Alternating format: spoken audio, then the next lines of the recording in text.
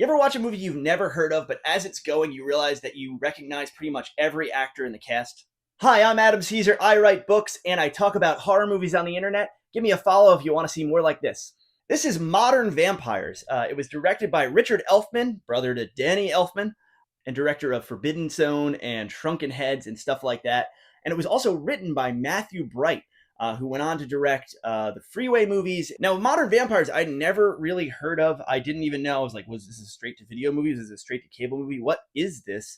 I like Richard Elfman's movies, so when it was announced that Ronin Flix is putting this out on Blu-ray, I was like, yeah, I'll grab that. Let's watch that. And then as it started going, I clearly can't read because I didn't read all these names on the cover. But as it started going, I was like, okay, I knew Casper Van Dien was in this. Wow, okay. Natasha Gregson Wagner, okay, she's also on the cover. Kim Cattrall, oh wow, Kim Cattrall's in this. Craig Ferguson, Natasha Lyonne, Udo Kier, you mean Dracula's in this? And Rod Steiger, the classic film actor, is playing Van Helsing, who employs a group of Crips from South Central LA to help him rid modern-day Los Angeles of its vampire problem.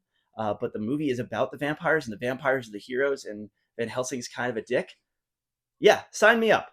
This movie is funny and weird and pretty offensive in parts, and just bloody and gross, and zips by at 90 minutes. It's a movie that I just knew nothing about, but because I knew Matthew Bright and Richard Elfman, and this movie doesn't really get talked about a whole lot when you talk about those writers and directors, I kind of figured, oh, this is probably a dud. This is probably a movie that really doesn't work.